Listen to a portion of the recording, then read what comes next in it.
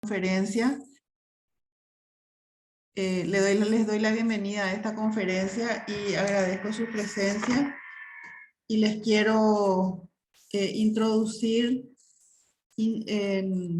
resaltando la importancia de esta iniciativa que tenemos con la Unión Industrial del Paraguay y CEPROCAL para traer a Paraguay por primera vez la certificación internacional en la herramienta Black Belt Lean Six Sigma, que está habilitada en 165 países. En la conferencia de hoy nos va a explicar los conceptos y las condiciones para la certificación. Y es una importante herramienta para el desarrollo de la competitividad y productividad de las empresas. El curso va a ser desarrollado en modalidad online en el tiempo y el horario que más les sea conveniente a los que participan. Y damos la bienvenida también a nuestro conferencista,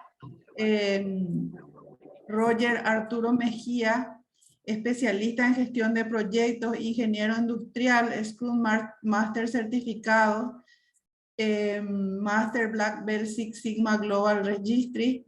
Es un experto en el tema con una amplia experiencia internacional en entrenamiento y en aplicación de la herramienta, por lo que estamos contentos de poder ofrecerles esta oportunidad y espero que puedan aprovechar esta conferencia y contar con ustedes para que puedan aprovechar la certificación que se ofrece. Es importante resaltar también que es un curso de muy alto valor y que por primera vez en Paraguay estamos poniendo a disposición de ustedes con precios promocionales. Sin nada más que decir, le doy la bienvenida a nuestro conferencista, señor Roger Arturo Mejía. Gracias. Bueno, muchas gracias por la presentación. ¿Me escuchan bien allí? Sí, te escuchamos. Sí, te escuchan. Perfecto. Déjenme por acá, les agradezco que me brinden, porfa, el permiso para poder compartir mi pantalla. Ya mismo. Bien, muchas gracias. Mientras tanto, les cuento un poquito de mí. Como ya adelantaban, mi nombre es Roger Mejía. Yo soy especialista en gestión de proyectos y soy Master Black Belt de la metodología Lean Six Sigma. He tenido la oportunidad de trabajar entrenando y aplicando proyectos con la metodología en algunos países de Latinoamérica, como México, El Salvador, Argentina, también Colombia, Perú y Brasil. Así que espero poder compartirles un poco esa experiencia y los conceptos que la metodología ofrece para desarrollar proyectos de mejoramiento continuo y facilitar la solución de problemas para todo tipo de negocios, ya sea de manufactura o de servicios. Déjenme por acá, listo, ya tengo permiso para compartirles pantalla. Déjenme un momento. ¿Allí ya pueden observarla? Sí. Sí, perfecto. Listo, excelente. Entonces, bueno, vamos a entrar en materia. Esto es un poquito de lo que ya les conté sobre mí. Entonces, vamos sin más dilación a entrar en el maravilloso mundo de Six Sigma. Hoy vamos a ver una corta introducción de lo que es la metodología, sus principales conceptos, qué es lo que significa, cómo se puede aplicar. También les mostraré un par de ejemplos de proyectos que hemos tenido la oportunidad de acompañar para que vean cómo es su desarrollo y los resultados que se obtienen al final. Y por último, les hablaré acerca de cómo se va a desarrollar la capacitación y ustedes cómo podrán optar para obtener la certificación y aprovechar los grandes descuentos que tenemos para ustedes el día de hoy. Pero bueno, entremos primero en materia. ¿Qué es Six Sigma como tal? Y para ello me gusta siempre introducir la visión de Six Sigma con esta palabra en particular, insensatez. No sé si de pronto la conocen. Si quieren por acá en el chat me pueden colocar lo que ustedes crean que es insensatez, que tiene múltiples definiciones, pero quiero ver si de pronto casan con la definición en particular que más me gusta de esta palabra. Insensatez. ¿Quién se atreve por acá en el chat a compartir su definición? Insensatez. ¿Les suena esta palabra o es completamente ajena a ustedes? Bueno, por acá David nos dice que algo que no es obvio. Muy interesante esa afirmación. Creo que va alineado a lo que significa la palabra. Imprudencia también, claro. Muchas veces se trata a personas que son demasiado temerarias como insensatas o imprudentes. Esa podría llegar a ser una buena definición. Falta de madurez también. Esa me gusta en particular. Sobre todo si la asociamos ya en un concepto de productividad, puede tener mucho sentido. Falta de juicio también tiene que ver con ello. Pero no quiero dilatar más el concepto. En realidad, insensatez, todo lo que ustedes mencionaron es cierto, pero hay una en particular que el señor Jenkins de Dupont nos compartía. Insensatez para él es lo siguiente: continuar haciendo cosas que siempre hemos hecho y esperar obtener diferentes resultados. Ojo con esta afirmación: continuar haciendo lo mismo, en pocas palabras, y esperar obtener diferentes resultados. Cuando trabajamos sin cambiar nuestro modus operandi, sin buscar hacer las cosas de una manera diferente, sin encontrar la raíz de los problemas, pero aún así esperamos obtener un resultado completamente diferente o ajeno a lo que hemos venido ejecutando, pues en realidad estamos siendo insensatos. Es una definición bastante interesante y yo estoy muy alineado a ella, porque creo que para mejorar, para hacer las cosas de una manera mucho más objetiva, para ser más productivos, en realidad tenemos que cambiar la manera en la que operamos. Y Six Sigma es una de esas maneras de hacer las cosas diferentes, con herramientas que todos conocemos, que en algún momento tal vez hemos visto, solo que no las hemos alineado de la manera correcta para que trabajen en función de nosotros. Y eso en esencia es lo que el concepto del Lean Six Sigma trae para nosotros: una forma de atacar la insensatez, una filosofía para la mejora que nos va a permitir ser más productivos y sobre todo ser mucho más rentables. Pero partiendo acá de esta parte, si yo soy más productivo, puedo generar más rentabilidad. Muchas veces intentamos forzar las cosas por esta parte, centrándonos solo en las variables finales, en resultados, pero no cambiamos la manera en la que estamos trabajando para hacer que verdaderamente nuestro negocio sea más rentable. Y ahí es donde entra Lean Six Sigma, porque él ofrece, sobre todo, una forma disciplinada de resolver los problemas. Y quédense con esta parte en particular: disciplina. Lean Six Sigma quiere incentivar la disciplina dentro de los procesos. ¿Para qué? Para que podamos solucionar problemas dentro de nuestras organizaciones, pero de una manera metódica, no simplemente buscando herramientas al azar, reuniéndonos con comités para intentar ver qué es lo que sucede, no, sino con un método que ya está plenamente establecido, que funciona para todo tipo de problemas y que te da el paso a paso para lograr encontrar de principio a fin una solución que sea lo más conveniente para el negocio en particular. Eso en esencia es lo que es Six Sigma, pero a grandes pasos. Y uno de sus factores diferenciadores, porque tal vez puedan preguntarse, pero en realidad la mayoría de metodologías de mejoramiento continuo me ofrecen algo para resolución de problemas, y eso puede ser cierto, pero ¿cuál es el factor diferenciador del Lean Six Sigma? Es que él se va a enfocar en las variables de entrada. No sé si les suena esta expresión matemática, que yo creo que la mayoría en algún momento de sus estudios de primaria o de secundaria, cuando estaban viendo introducciones a aritmética en particular, tuvieron que enfrentarse a esta ecuacióncita: y igual a f de x. Y esto para el mundo de mejoramiento continuo, ¿qué significa? Y son las variables de salida, entendiéndose variables de salida como aquellas que nos dan resultados, temas como por ejemplo las ventas o los números de leads que obtenemos por una campaña de mercadotecnia. Son resultados finales. Pero con Lean Six Sigma yo no solo me quiero centrar acá, en realidad yo me quiero centrar acá, porque si yo logro encontrar cuáles son estas palancas que me mueven mis Ys, pues en última instancia yo podré obtener un resultado acorde a lo que yo espero de la variable de salida. No voy a hacerlo con el método tradicional, en donde yo a partir de un resultado luego voy a ver qué cambio. A eso a mí me gusta llamarlo como un análisis forense. ¿Les suena esa frase? Un análisis forense, un análisis post-mortem. Ya el muerto, muerto está. Y yo simplemente voy a buscar qué hice mal, dónde me equivoqué, para intentar cambiar el resultado en un evento futuro. Con Six Sigma no queremos esperar al final, queremos centrarnos en las X, en las variables de entrada, porque ellas son las que tienen la respuesta al problema, nos ayudan a ver desde una perspectiva mucho más objetiva las causas raíz. Aparte de ello, nos va a proporcionar una ruta metodológica estructurada para entender dónde se generó el problema y se va a centrar en el cliente para aumentar los beneficios, incrementando la satisfacción de los mismos.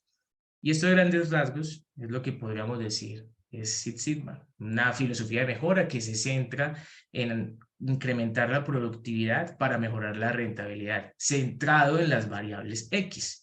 Y es allí donde entra el tema de la importancia de la certificación. ¿Por qué? Porque con Six Sigma nosotros tendremos una visión holística. ¿Qué es eso de visión holística? Pues una visión total del sistema. Yo no solamente voy a observar a la persona que cometió el error, ¿no? Yo voy a observar el proceso en el que esa persona trabaja para entender las condiciones donde se generó ese error. ¿Cuáles fueron las variables que jugaron en su entorno para generar el problema en el que tú estás ahorita? Entonces, miramos el problema de manera integral, no solamente fijándonos en una parte, no solamente fijándonos en lo que se ve en la variable de salida.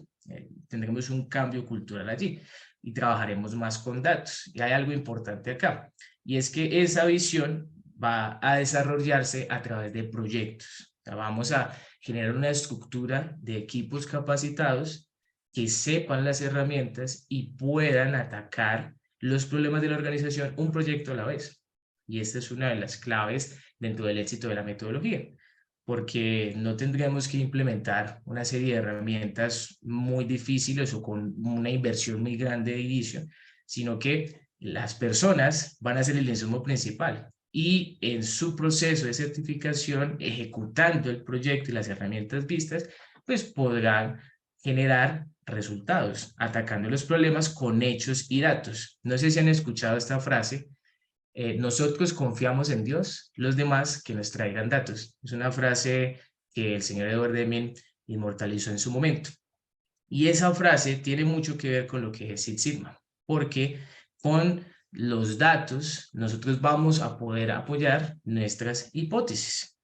La certificación internacional de Six Sigma está avalada en 165 países y Six Sigma Global Registry pues va a ser nuestro partner o nuestro ente certificador internacional. Por allí veo que quieren relacionarse con la presentación, quieren por acá hacer algún tipo de grafiti o demás. Pero bueno, ¿dónde se origina la metodología, muchachos? No sé si de pronto les agradezco puedan borrar estos cositos de acá, si no es mucha molestia. Muchísimas gracias.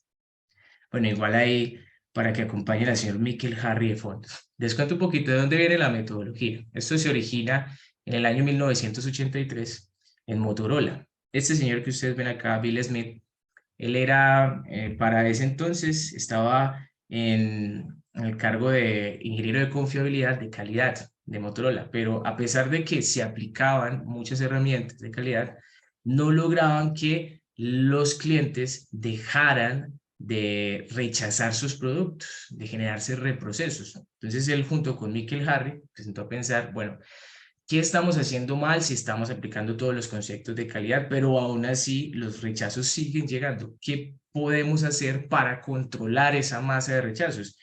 Y ahí es donde a Michael Harry se le ocurre la idea de establecer el concepto que hoy por hoy ya se conoce como el nombre de la metodología, Six Sigma. Entonces él dijo, ¿y qué tal si controlamos la variación? Porque nosotros nos estamos centrando solo en el promedio y en los rechazos, pero ¿y si hacemos que nuestra manera de producir sea menos dispersa? Entonces ahí es donde nace el concepto de la meta de Six Sigma. Entonces ellos crean un estándar que hoy por hoy se recuerda como la meta de 3,4 defectos por millón de oportunidades. Con esa meta, durante 15 años, ellos estuvieron aplicando juiciosamente el control de la variación en sus procesos y lograron generar 16.000 millones de dólares en ahorro en 15 años de aplicación de la herramienta. Eso obviamente generó eco en la industria. Y ese señor que están viendo acá, Larry Bossy, en el año 1994, contrata a Michael Harry para que comience a aplicar la metodología allí en sus procesos. Y acá hay un cambio, porque Motorola es de manufactura, pero Allied Signal, que hoy por hoy se conoce como Honeywell, es de servicios. Y aún en servicios, porque este es otro de los mitos, que la Six Sigma, la filosofía de mejora, solamente aplica para manufactura. Y no, en realidad aplica para todo tipo de procesos. ¿Por qué? Como vamos a ver dentro de unos slides, al tener una alta suficiencia en datos, al tener una atención completa en las variables, todas las industrias los tienen, tanto incluso tú en tu casa. Si tú llevas un control de cuánto tiempo te toma de bañarte, cuánto tiempo te toma hacer el desayuno, tú podrías calcular el nivel sigma, porque de eso se trata, se puede aplicar en todo tipo de industrias. Y Michael Harry con Larry Bossy lo comprobaron. Durante 5 años de aplicación de la metodología obtuvieron ahorros por 1.800 millones de dólares.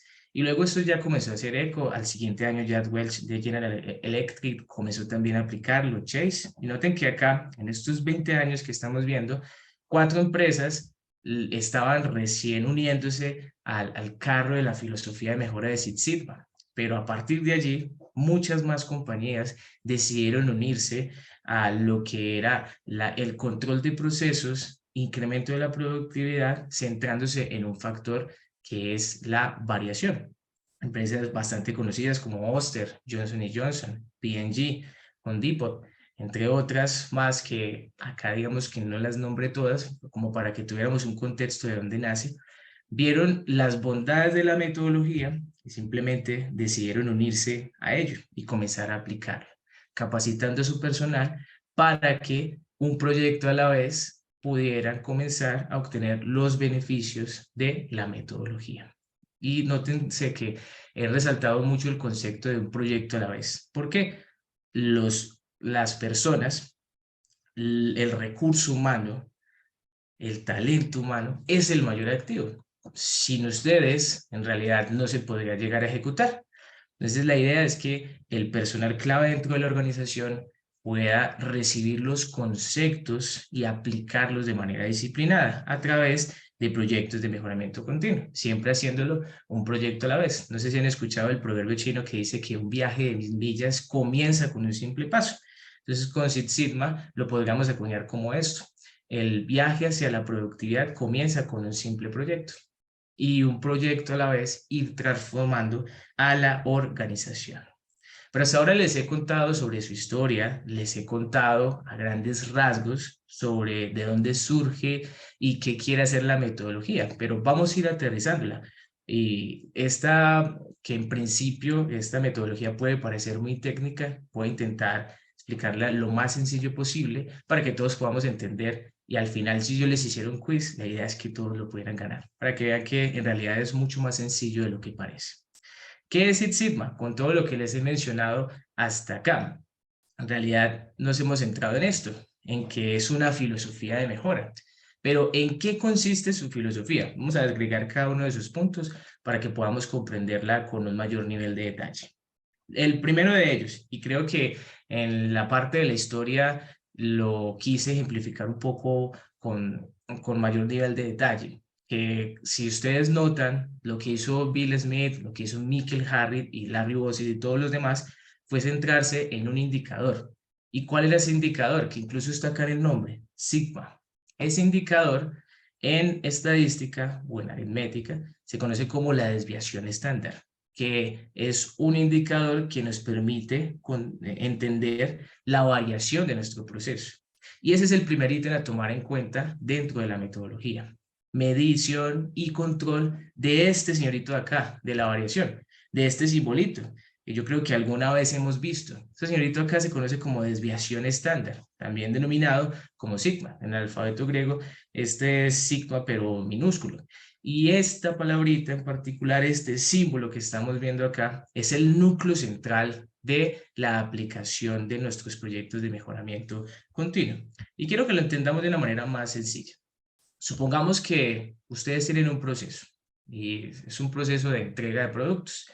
Tienen 3 operaciones y una de las operaciones tiene que entregar entre 0 y 12 minutos para que la cadena no pierda, en este caso, su takt time y pueda cumplirle al cliente. Y de esa manera seamos mucho más productivos. Entonces, digamos, es la meta que ustedes ya establecieron dentro del proceso para que esa operación en particular cumpla con lo cometido y, en este caso, pues la cadena pueda seguir su funcionamiento. Esta es la meta.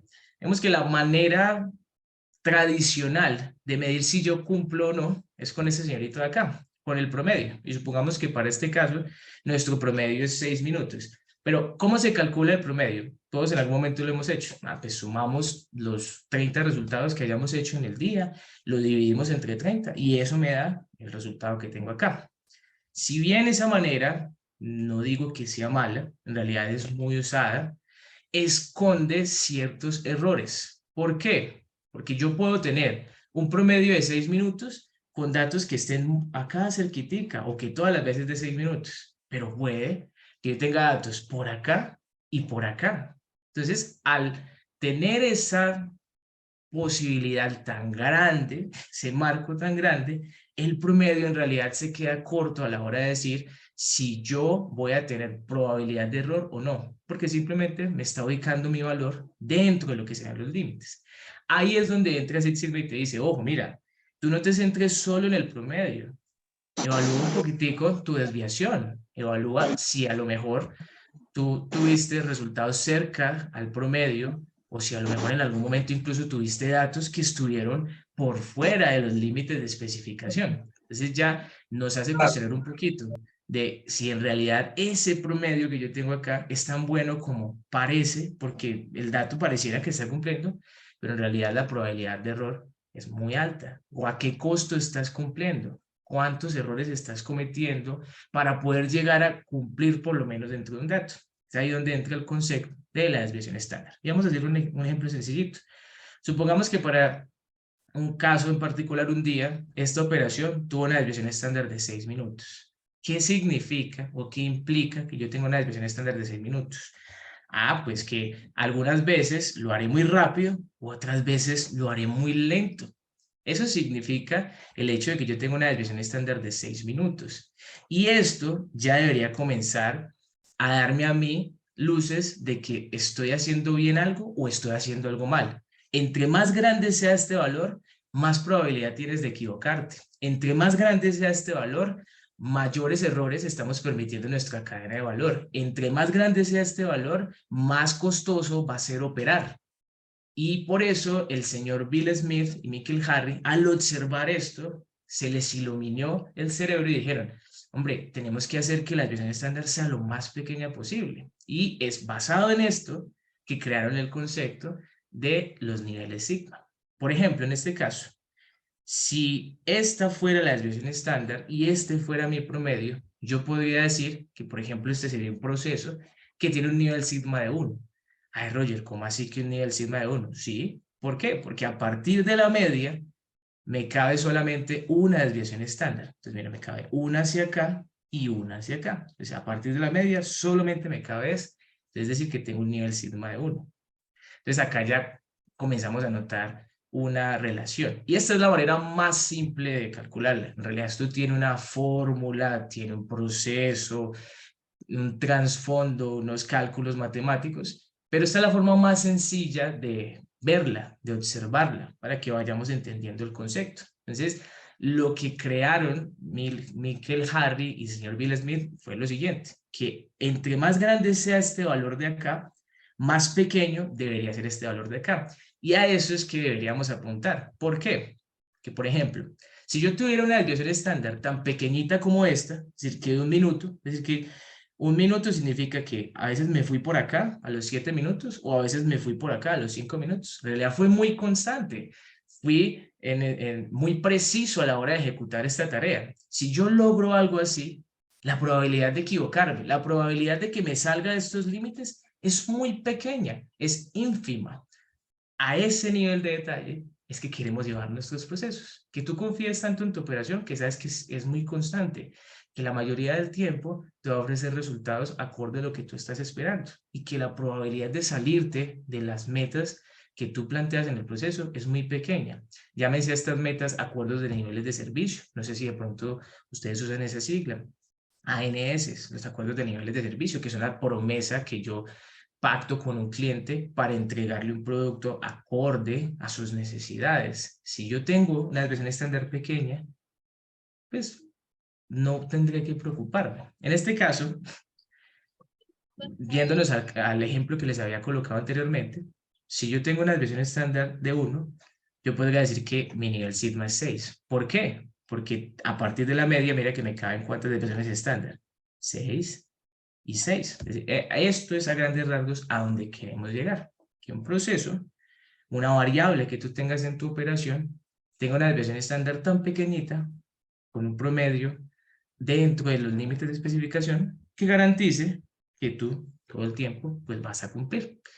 Y ellos, a partir de este concepto, crearon esta tablita que estamos viendo acá, donde ellos decían, mira, dependiendo del nivel sigma que tú tengas, esta va a ser la tasa de error que tú vas a permitir y este va a ser el porcentaje de efectividad o rendimiento que tendría tu operación. Por cada nivel calcularon los DPMO. ¿Qué es eso de DPMO? Los defectos por millón de oportunidades. Esto quiere decir que por cada millón de veces que tú corras un proceso, esta va a ser la cantidad de errores que permitirías.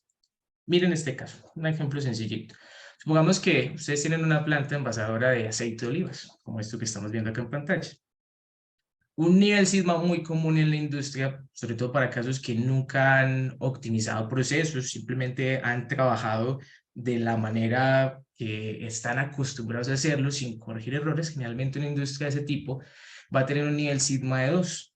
Un nivel sigma de 2 es de lo más común en la industria. Además, cuando ustedes más adelante quieran medir el nivel sigma de su operación, no se les haga raro si nunca antes lo han medido, si nunca antes han hecho control de la operación para incrementar productividad. Es muy común que tengan resultados pequeños, pero eso no es para asustarse, es más para colocarse un reto de mejorar. Pero supongamos este caso. Esta planta envasadora de aceite de olivas tiene un nivel sigma de 2. ¿Qué implica ese nivel sigma de 2? Que por cada millón de unidades que ellos envasan acá, van a tener un desperdicio de 308.537. ¿Eso qué quiere decir? Que el 30% de la producción que ellos están generando, pues tiene defectos o tiene errores.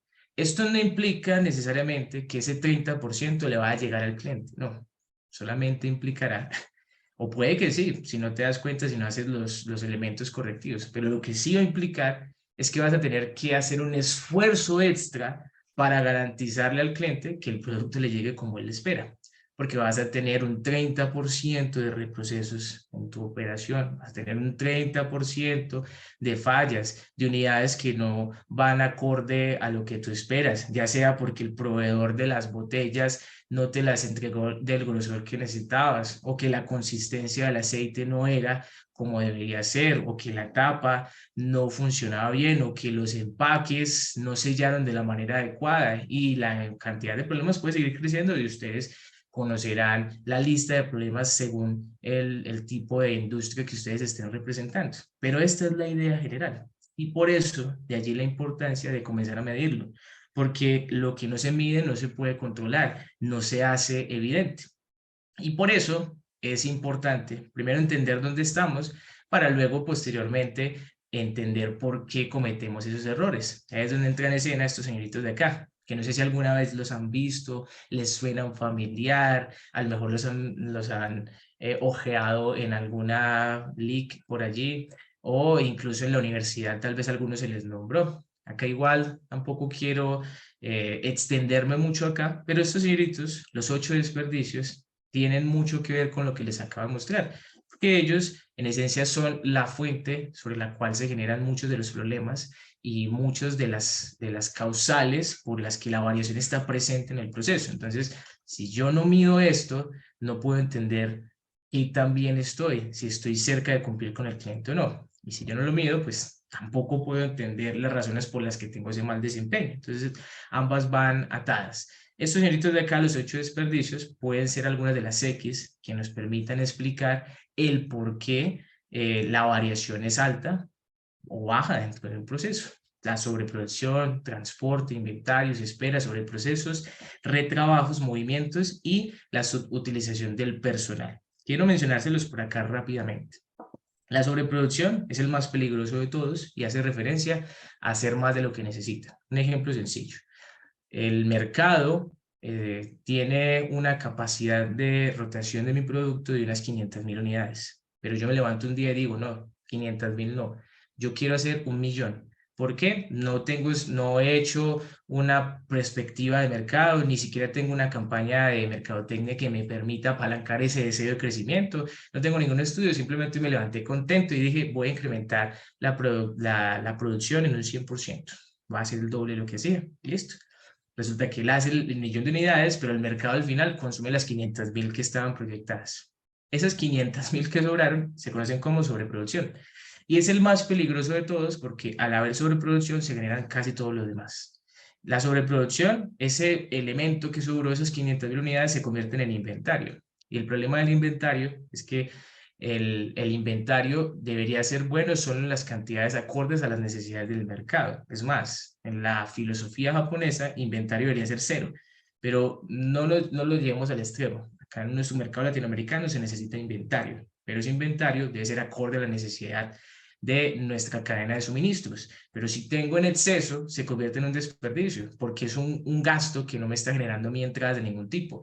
Yo tengo que pagarle seguros, tengo que pagarle personas que me ayuden a manejarlo, tengo que pagar seguridad, un espacio físico donde mantenerlo, y todo eso sin recibir una retribución porque el producto no está rotando. Entonces, ahí es donde el inventario se convierte en un problema. El transporte también. El transporte tiene que ver con los movimientos de material. Entonces, si yo a raíz de que tengo un exceso de inventarios, que ya la bodega está sobrepasada y no tengo cómo manejar adecuadamente todo ese volumen y tengo que estarlo moviendo de un lado para otro, ahí es donde el transporte llega. Y el transporte es peligroso porque al estar manipulando un producto que en este momento no está rotando hacia el cliente, sino allí internamente en stand-by esperando que alguien alguna vez lo quiera comprar, corren el riesgo de averiarlo, de ya volverlo una pérdida total. En realidad, lo que se espera es que ojalá tú produzcas y ese producto llegue directamente a donde el cliente, a lo que él necesita. Otro tipo de transporte se considera como desperdicio por el peligro latente de dañar esa mercancía. Entonces miren que ya a partir de este generé 2. El cuarto, esperas. Las esperas son retrasos. En realidad estos retrasos no necesariamente se dan por la sobreproducción, pero se puede llegar a entender por los tiempos muertos entre operaciones o simplemente por el tiempo muerto que tiene el cliente esperando mi respuesta, porque a ninguno le gusta esperar. Yo creo que a ninguno de los que estamos acá nos gusta esperar, ¿cierto? O no sé si de pronto alguno dice, se levantó esta mañana diciendo, uy, qué rico que me pongan a esperar a mí 2 horas allí en la presentación, o que tengan una cita esta noche y digan, uy, qué rico que cuando yo vaya al restaurante la comida se me demora en entregarla 3 horas. Siento que ninguno. Espero que yo no sea el único. Y en realidad esa es la perspectiva del cliente. El cliente quiere algo y lo quiere ya, o lo quiere dentro del marco de tiempo establecido. Entonces todo lo que se salga de ese marco de tiempo establecido entrará en esta categoría de esperas. Los sobreprocesos son todo aquello que yo hago de más y que el cliente no necesitaba. Un ejemplo muy sencillo de ello es desarrollos de botellas que tengan un exceso de materiales y que el cliente, si tú le quitas esos materiales excesivos, el cliente ni siquiera lo va a notar y lo va a seguir usando igual. Algo muy común hoy en día, las botellas desechables. Esas botellas hoy en día tienen plásticos, tienen una menor cantidad de plásticos, se sienten de esa manera desechables y en realidad los usuarios las siguen usando de manera natural porque para ellos no era necesario que la botella les durara mucho tiempo porque no iban a conservar, la mayoría la botaba. Entonces, si le disminuyen la cantidad de plástico, en realidad el cliente ni siquiera iba a enojarse por ello. Ese es un ejemplo de sobreprocesos, porque le estás añadiendo más material a algo que el cliente no iba a valorar. Reprocesos, el concepto creo que se entiende fácilmente, que son todos los errores que tú cometes y que requieren que tú lo tengas que rehacer. Ese es el caso de reprocesos. Y los movimientos ya tienen que ver con las personas, por eso dice movimientos y transporte, no porque haya un error, sino porque este tiene que ver directamente con la materia prima, con un producto, y el movimiento es con las personas. Si se tienen que mover muchas veces y esos tiempos de movimiento no están trabajando, no están produciendo, no están relacionados con la labor para la cual se les paga, esto se considera como un desperdicio.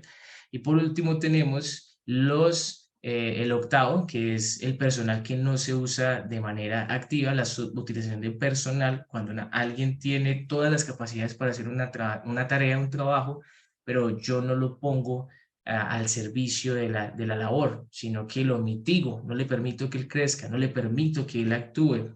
Este es uno de los desperdicios del siglo XXI, porque tenemos a personas dentro de la organización con todas las capacidades para hacer algo más, pero yo simplemente lo estoy allí subutilizando.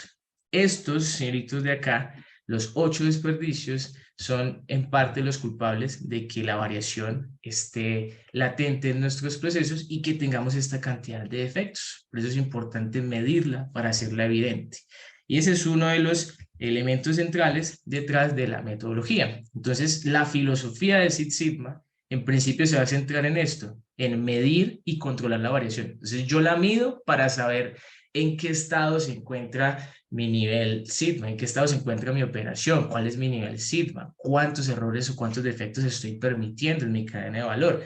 Y la controlo identificando las fuentes de desperdicio, que son las X. ¿Para qué? Para que al final yo pueda llegar a esto, a la meta de 3,4 defectos por millón de oportunidades. No sé cuántos de ustedes se sentirían tranquilos con una operación de este tipo, que de cada millón de respuestas que ustedes enviaran, solamente se equivocaran en 3,4 de ellas, tuvieran 3,4 errores en esa operación.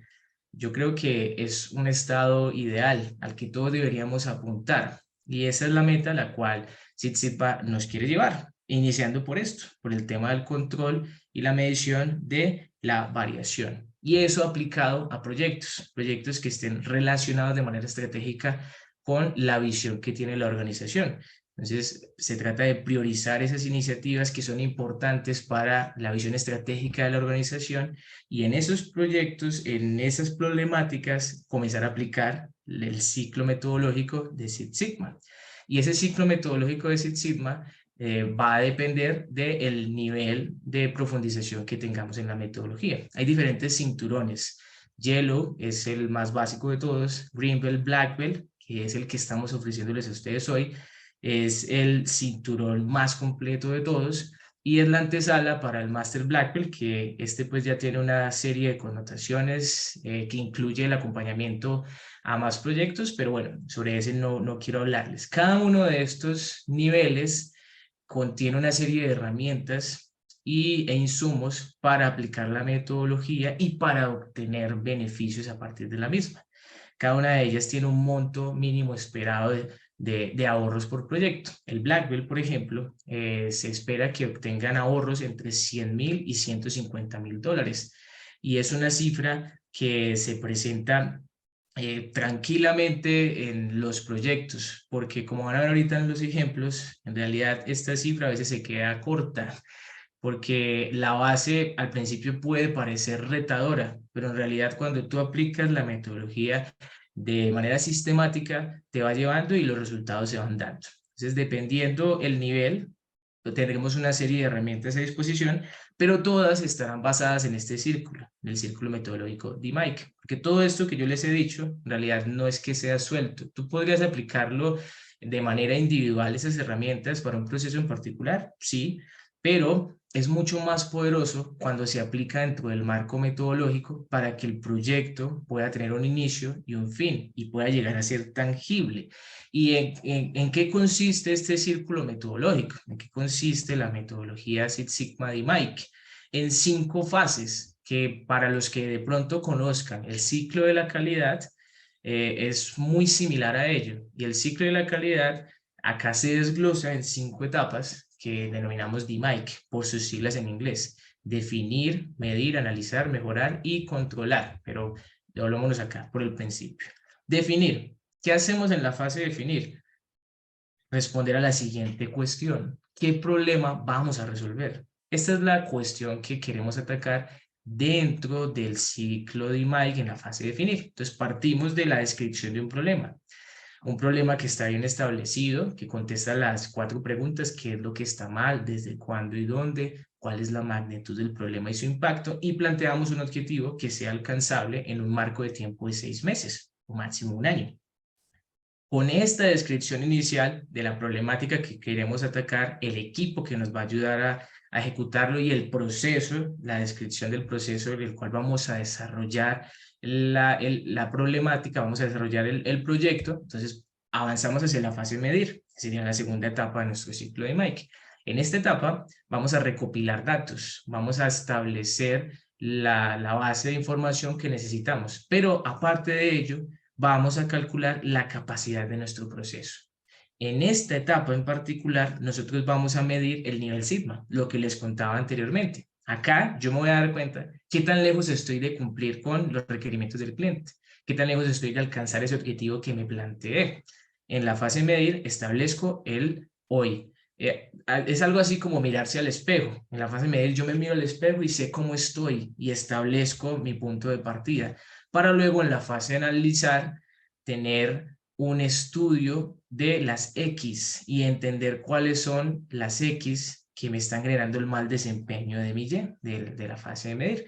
En otras palabras, acá en la fase de analizar es donde yo contesto esta pregunta: ¿cuándo y dónde ocurren los defectos? Y es en esta etapa en particular donde yo encuentro, por ejemplo, si el problema tiene que ver con un alto número de reprocesos o un incumplimiento del OEE, entonces yo voy a identificar acá cuáles son esos componentes, si tienen que ver con temas de tiempo de respuesta de los proveedores, si tiene que ver a lo mejor con cambios de formato que están siendo muy lentos dentro de la operación, si a lo mejor tiene que ver con fallas en la calidad. Eso es lo que yo voy a descubrir acá en la fase de analizar. La fase de analizar termina cuando yo tengo identificados esos componentes y avanza hacia la fase de mejorar, donde yo ya corrijo esos comportamientos. Entonces, como ven, todo va bastante hilado. Acá defino el problema que necesito atacar, mido los datos y establezco mi punto de partida, busco cuáles son las raíces que me están generando el mal desempeño, y acá en la fase de mejorar corrijo los elementos que están mal. Acá básicamente doy respuesta a esta pregunta: ¿cómo puede la capacidad del proceso llegar a Six Sigma? ¿Cuáles son esos factores claves que acá vimos que eran los relacionados con la problemática, y acá cómo los corrijo para que el proceso vuelva a funcionar como debería funcionar y alcanzar los objetivos? Implemento las mejoras y por último termino en controlar haciéndome la siguiente cuestión: ¿cuáles son los elementos de control que yo debería establecer para que mi proceso mantenga ese rendimiento obtenido acá en mejorar y se sostenga en el tiempo? Eso se le conoce como la optimización y control de los sistemas. Este ciclo nos va a guiar durante 6 meses, de principio a fin, a una solución que sea sostenible en el tiempo. Entonces, como ven, nos lleva de la mano de manera disciplinada para solucionar un problema. Entonces ya no vamos simplemente a reunirnos con un comité e intentar buscar qué es lo que está mal, no, sino que tendremos un marco metodológico que nos va a decir paso a paso cómo mejorar. Cada uno de ellos con sus herramientas, cada una de ellas de estas fases con sus componentes de aplicación, que son fáciles de entender para todos los públicos, incluso para aquellos que nunca antes hayan tenido familiaridad con temas estadísticos, porque esa es una de las bondades. Es muy fácil de entender y hay una serie de herramientas de soporte que permite o facilita esos cálculos, como la herramienta de Minitab, que sobre ella más adelante les hablaré. Pero en sí este es el ciclo de Mike, el que nos va a permitir hacer esto, que en principio es el núcleo de la filosofía de Six Sigma: medir y controlar la variación a partir de los proyectos que usan el ciclo de Mike como núcleo gestor para la ejecución de los proyectos de mejoramiento continuo. Cada una de estas etapas tiene una serie de herramientas o elementos que nos van a permitir llegar a feliz término y hacer las cosas bien desde la primera vez. En resumen, podríamos decir entonces que Six Sigma es una filosofía de mejora que contiene una caja de herramientas, tanto estadísticas como gráficas. ¿Para qué? Para controlar la variación, para resolver problemas de una manera fácil y práctica, y al final, pues optimizar nuestros procesos para garantizar mejores resultados y generar una mayor rentabilidad en la operación. Pero nada de eso tendría sentido sin lo siguiente, que es evitar que aquello que generó el proyecto pues se vuelva a repetir. Es decir, que todo cerrará con ello. Hacerlo bien desde la primera vez y siempre. Eso en esencia es la filosofía de Six Sigma. Quiero mostrarles dos ejemplos para que todo lo que les he mostrado acá de manera resumida pues puedan tener un punto de referencia y vean que no se trata solo de palabras o elementos muy teóricos, sino que en realidad se puede llevar a la práctica con resultados más que atractivos y suficientes. El primero de ellos tiene que ver con una empresa de servicios, AT&T. Este es un proyecto que desarrollamos, tuvimos la oportunidad de acompañar en el año 2017. Este proyecto se centraba en una serie de call centers que ellos tenían ubicados en la ciudad de Cali y básicamente tenían problemas con el índice de autogestión. Ellos querían incrementarlo porque cada punto porcentual que ellos lograran incrementar significaría una oportunidad de ahorrar hasta $265,000 por mes. Y a partir de allí entonces se plantea lo que fue el proyecto de Six Sigma, lograr por lo menos mejorar el indicador de autogestión del cliente en un punto porcentual en la región de LATAM, excluyendo Brasil y Costa Rica. Todos los demás países de la zona los iban a incluir. Esto era básicamente el norte del proyecto y la razón de ser por la cual se gestó el mismo.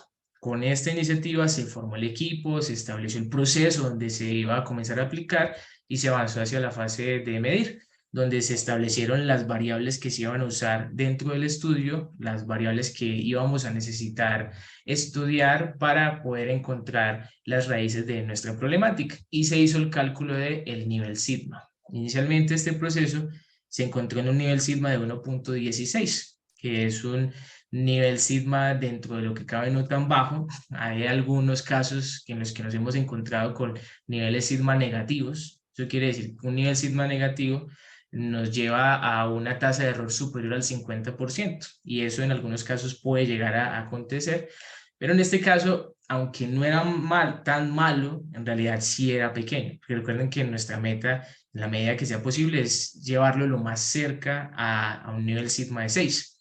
En este caso partimos de 1.16, esa era nuestro valor de partida. Con eso en mente, se avanzó hacia la fase de analizar, donde se aplicaron tanto herramientas cualitativas como esta, como cuantitativas. Las cualitativas como la espina de pescado, la matriz no es, los 5 porqués se aplicaron. Acá les muestro una de las más conocidas, que es la espina de pescado, donde se establecieron las principales causales. Estas causales que ustedes están viendo acá tenían cada una de ellas su soporte en datos, y cada una de estas se volvió una hipótesis, porque la idea acá es no solamente agregar lo que yo creo que pasa, sino también llevar esto a información. Entonces ellos, cada una de esas causas raíces, acá no se las voy a mostrar todas pues por temas de tiempo, pero sí les muestro uno de los ejercicios que se hizo. Uno de ellos esta era una de las hipótesis que sale allá de la espina de pescado. Se usa una herramienta estadística y gráfica como la que estamos viendo acá, en este caso ANOVA, y los gráficos de histograma de comparativos para probar si esa hipótesis era cierta o no. Y a partir de la prueba, pues se concluye si se acepta o no dicha hipótesis. Entonces, este ejercicio de analizar, al final nos lleva al siguiente componente, que fue el plan de implementación. Para las diferentes causas raíces que se identificaron y que se pudieron comprobar con hechos y datos, se creó este plan de acción, que nace de 2 acciones macro que tienen cada una de estas acciones detalladas, su fecha de cumplimiento y los responsables de llevarlo a cabalidad.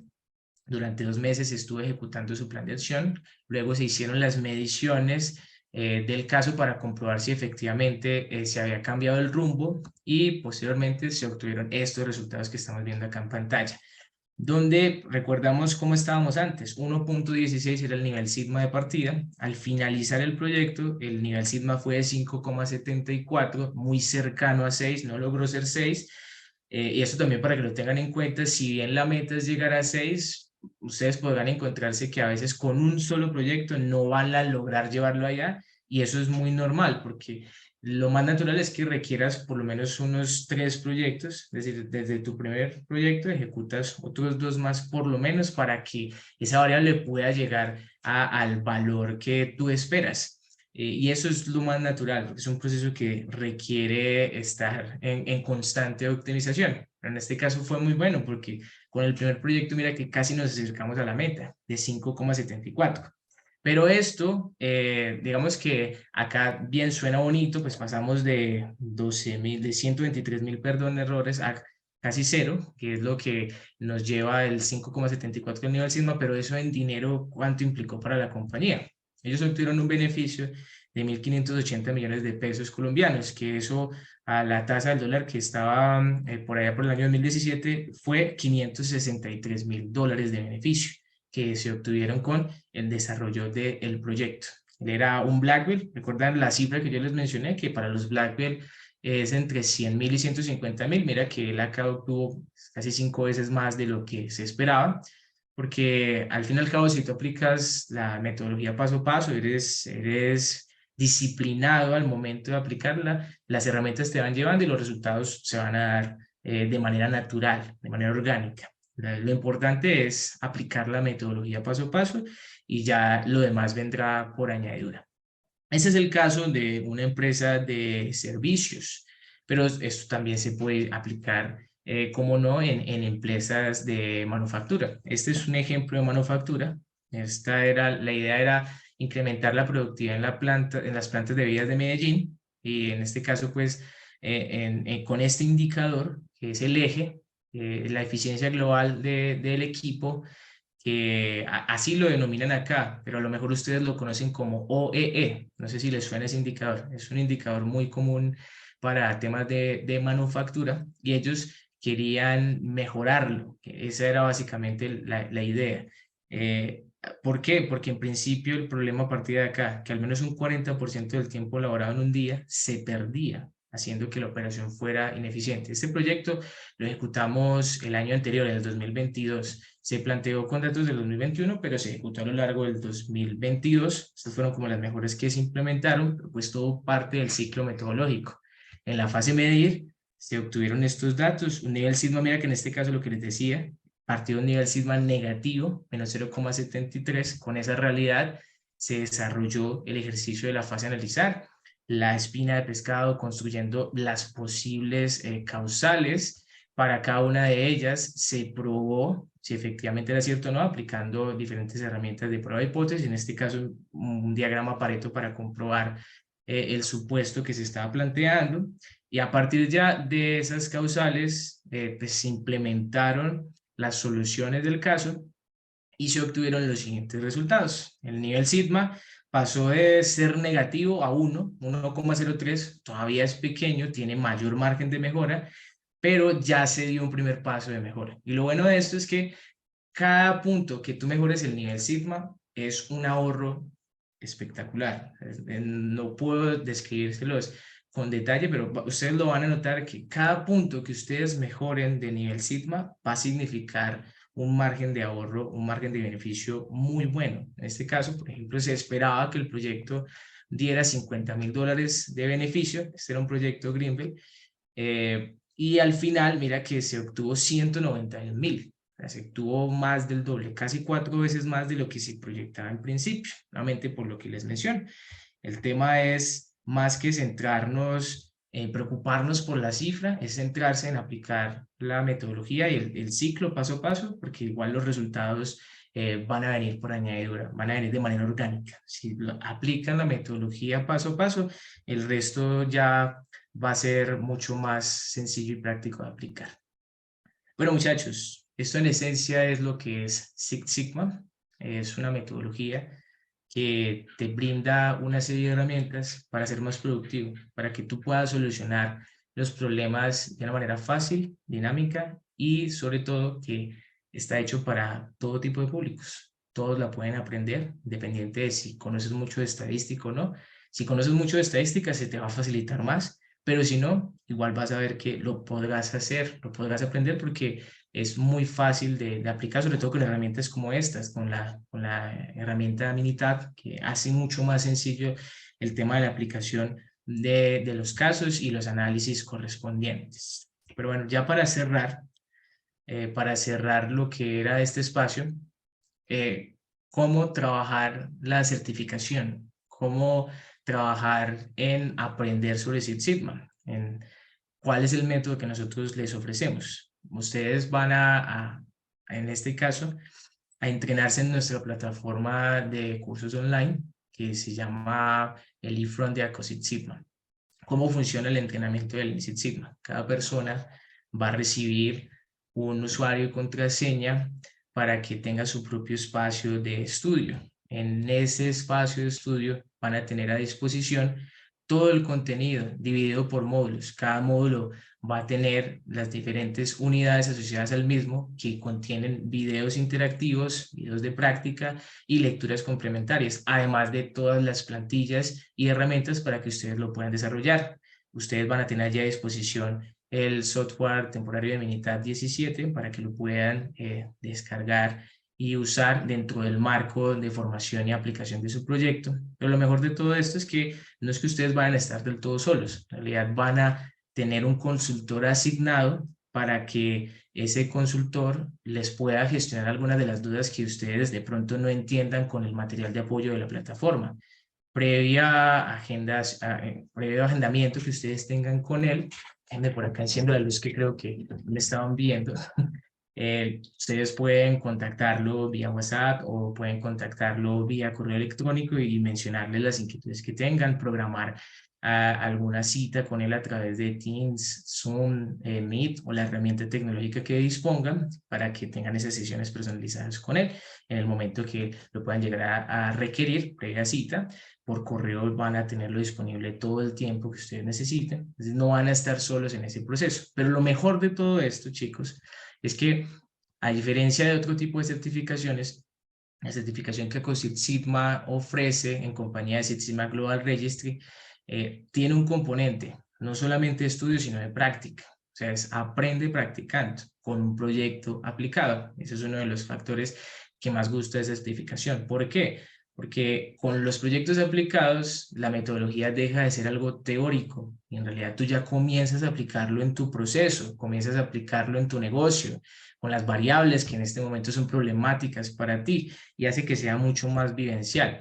Es donde los proyectos, la certificación de Six Sigma se tornan una ventaja competitiva. O sea, las ventajas de los proyectos aplicados radican en lo siguiente. Una de ellas es que tú vas a poner en práctica las herramientas. ¿En qué? En un caso real, en un caso real tuyo, con el que tú estés familiarizado con tu entorno de trabajo. Va a ser mucho más sencillo de llevarlo a la práctica y entender cómo funcionan las herramientas, desarrollando nuevas habilidades.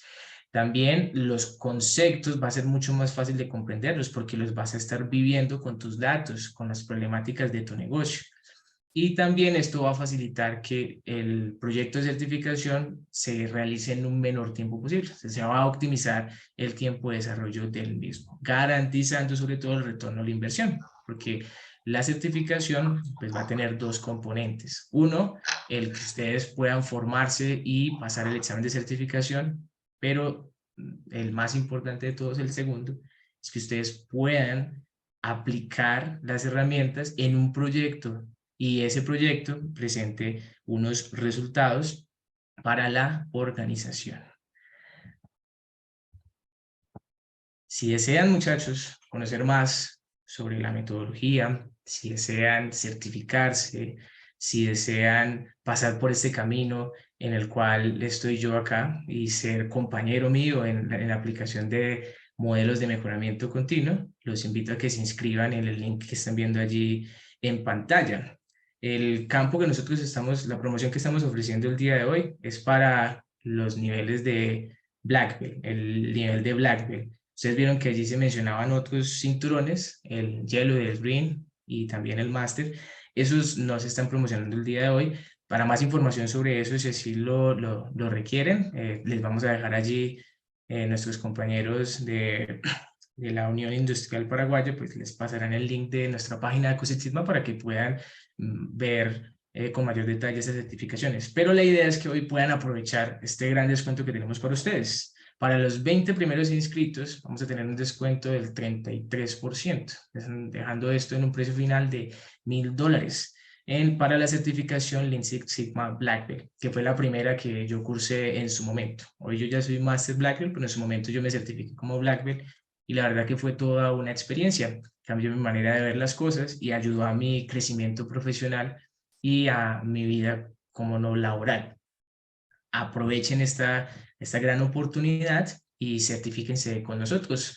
Va a ser un placer poderlos atender. Cabe resaltar que la formación, si bien es online, habrá algunas sesiones que se podrán llegar a hacer virtual también, pero así, como una clase dirigida por alguno de nuestros consultores, sobre todo para los temas más complejos de estadísticas, cuando estemos viendo herramientas como las pruebas de hipótesis no paramétricas, que a lo mejor de pronto pueden llegar a tener algún tipo de complejo, sea un poquito más complejo de ver así de manera online, tendremos estos espacios abiertos para que también puedan llegar a formarse.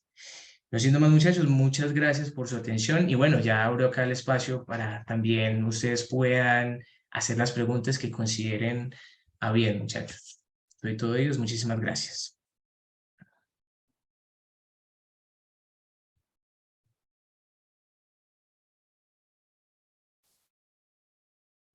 Las personas que quieran hacer alguna pregunta pueden encender su micrófono y los vamos a escuchar.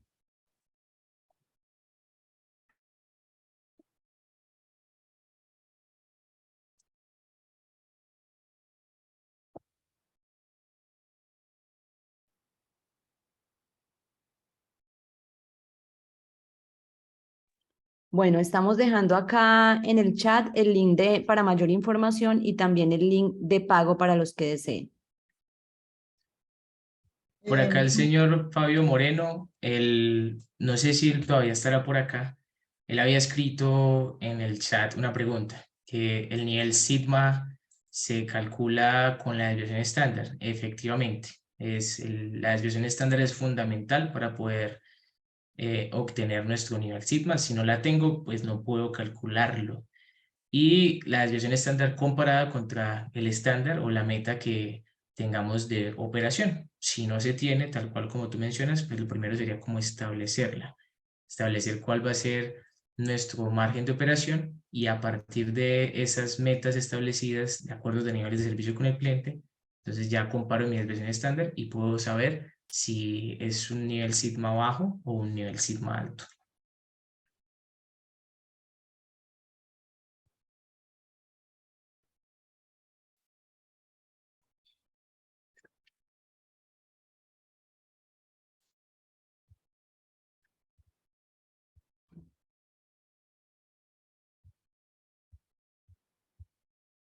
Bueno, creo que no hay preguntas, Roger. Queremos agradecerte por tu intervención. Norma, no sé si quieres decir algo adicional desde la UIP. Nuevamente agradecer al conferencista y al público que participó de esta actividad y quedamos atentos para sus consultas y sus inscripciones. Yo creo que tienen que aprovechar esta oportunidad. Realmente es un esfuerzo que estamos haciendo para poder ofrecerles a este precio, esta certificación y espero que puedan aprovechar. Gracias. Vamos a remitirles vía correo electrónico los links de más información y también el link de pago para los que quieran acceder. Muchas gracias por el tiempo.